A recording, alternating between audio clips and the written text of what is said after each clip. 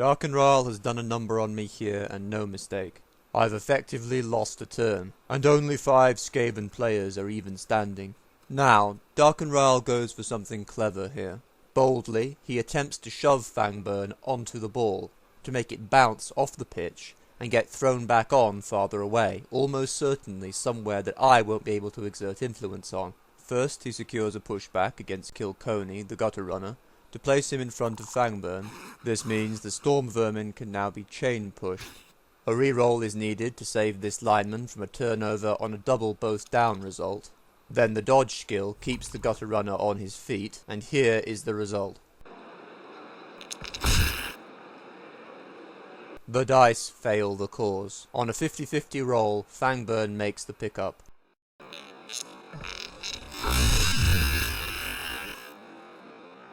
Still, all is not lost. Darkenral acts aggressively to go for a double whammy. By putting a player behind Fangburn, he can, on a blitz move, leave him with no empty spaces to be pushed into, ensuring he will be crowd-surfed, knocked clean off the field to be pulverized by our ticket-paying audience and eliminated for the rest of the drive. And, simultaneously, the ball will be thrown back on to Elven advantage.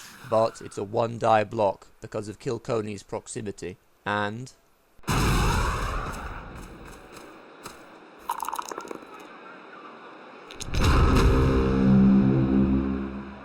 arm yourself, for no one else here will save you.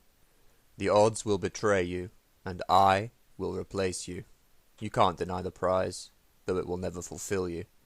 It longs to kill you. Are you willing to die? The coldest blood runs through my veins. You know my name. Cluny.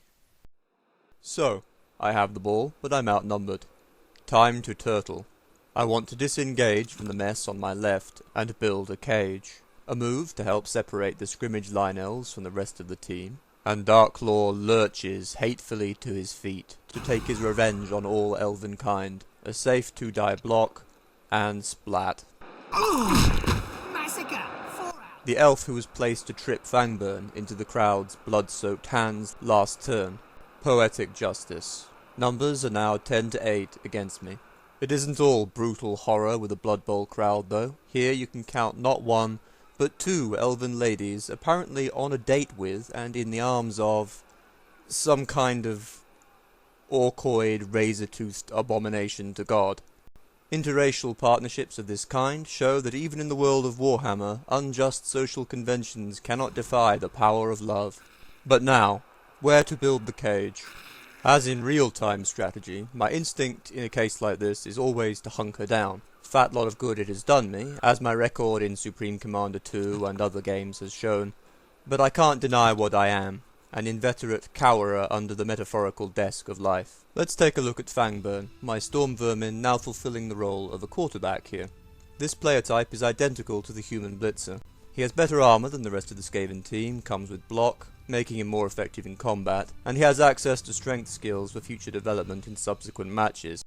But unlike the human blitzer, the Skaven are allowed only 2 storm vermin.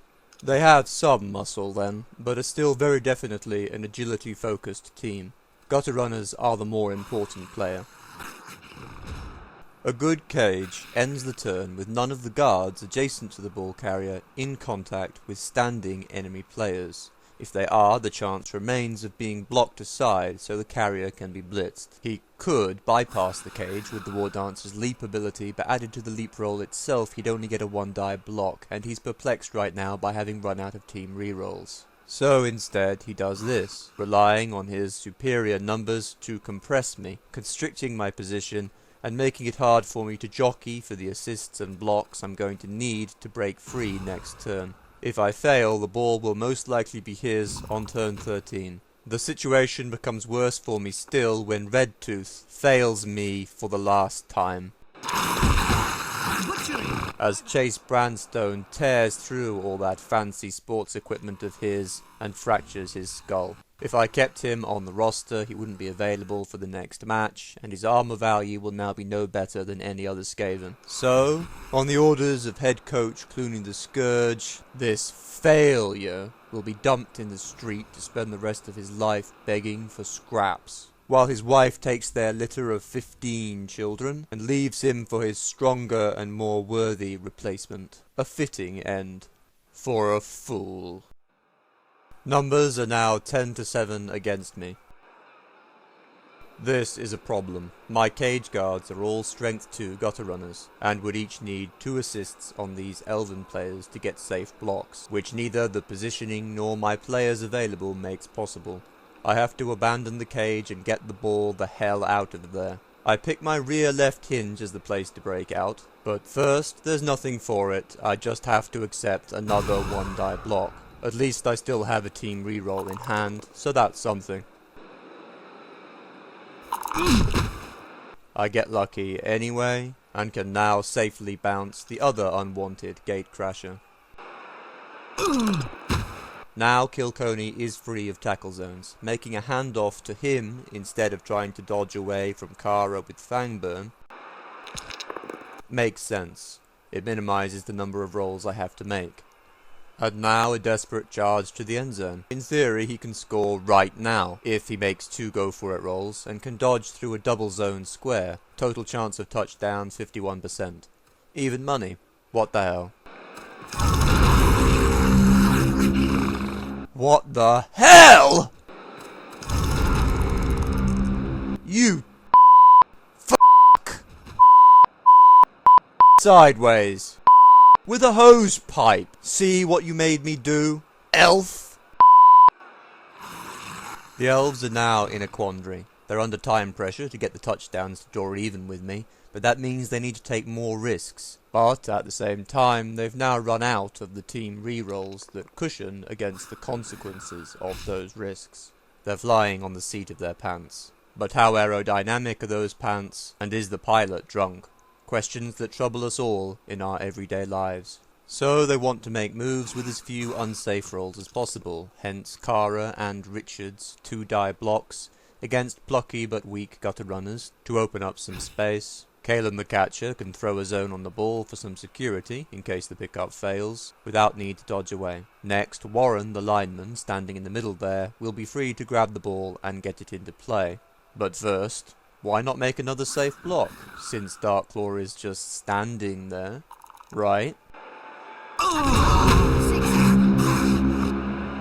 He punched out all my blood! A double both down result.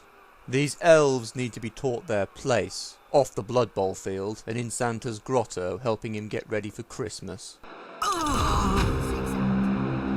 That's some payback for Cheese Thief's humiliation in turn 11, and no mistake.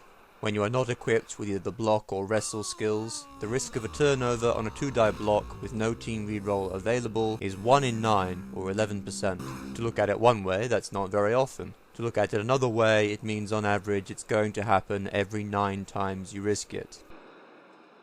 The obvious way to capitalize on this and keep my opponent in a state of frustration is to regain the ball. My first move covers the ball and lends an assist against Kalen, precariously because this sideline position puts my player in danger of surfing, but there's nowhere else to do it from. My next maneuvers are influenced at all times by the knowledge I still have a reroll available, and hence can take risks. And yet again, I call on the services of my already proven star, Cheese Thief. The pickup is a 2 in 3 chance, 8 in 9 allowing for a reroll. The Wood Elf catcher overseeing the ball is a strength 2 player, so with this assist, a mere gutter runner can take him on safely. Good man, that rat.